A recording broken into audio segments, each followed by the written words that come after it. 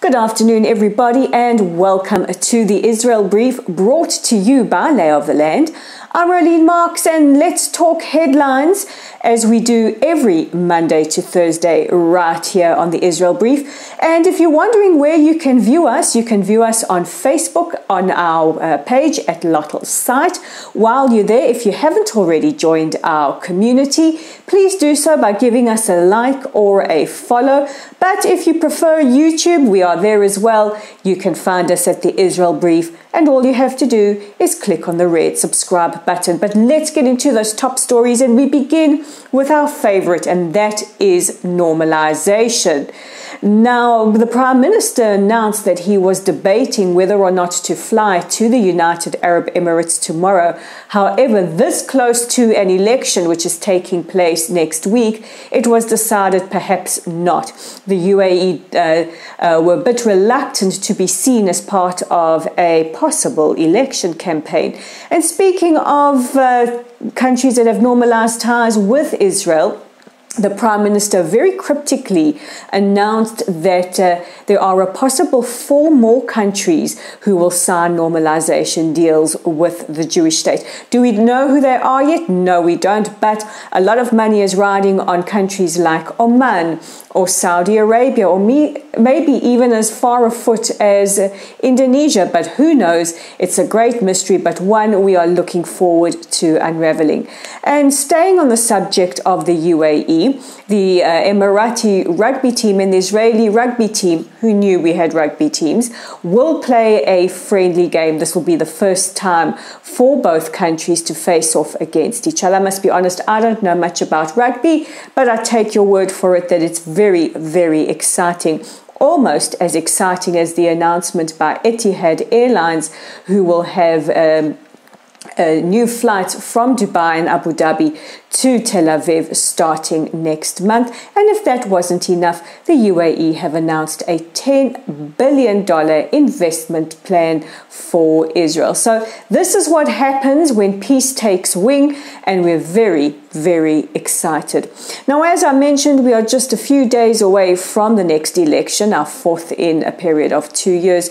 Who can believe it? But things are starting to heat up, and if you believe the latest polls, the top polling party is Likud, followed quite closely by Yesh Atid. That is the more centrist party led by Yair Lapid, a former journalist. But, in every election there is a kingmaker, and it is being hotly debated that Naftali Bennett, he is the leader of the Yamina party, the right party, that he could be this election's possible kingmaker. Now, he didn't join the previous coalition, he said, as a sign of contempt for Netanyahu, but his seats could be, and he's polling at about 10 seats, his seats could be the deciding factor about whether or not a majority government can be formed. Remember, in Israel, it's not just about who wins the election, it's about is the winning party leader, in this case, if you believe the polls, it could be Prime Minister Netanyahu, if they are able to form a coalition. So the man they call the kingmaker, Naftali Bennett, all eyes are on him. But we've also heard from another defector from the Likud, Gideon Sa'ar, who formed the New Hope Party.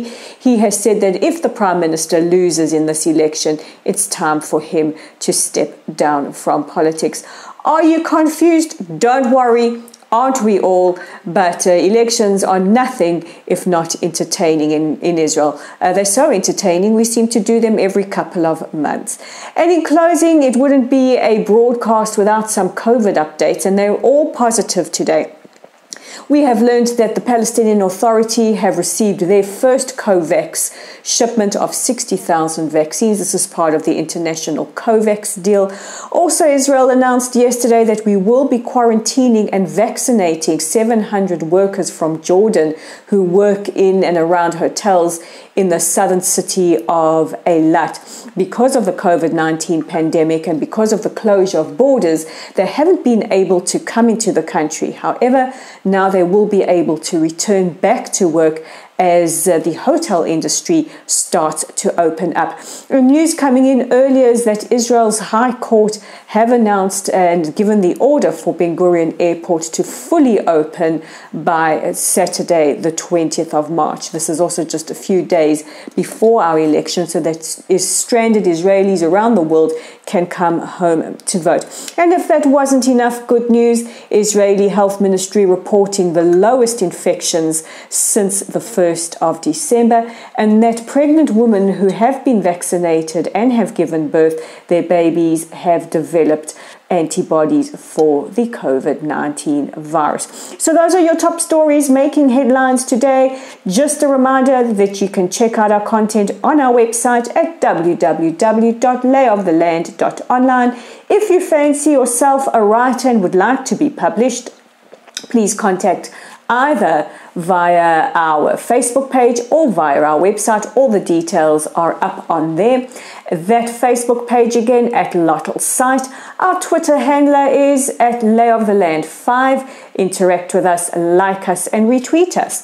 And don't forget that YouTube channel at the Israel Brief. And all you have to do is click on that red subscribe button. So with today's edition of the Israel Brief, I'm Rolene Marks. We'll chat again tomorrow. And if somebody can explain the rules of rugby to me, I would be greatly appreciative. Until tomorrow, take care.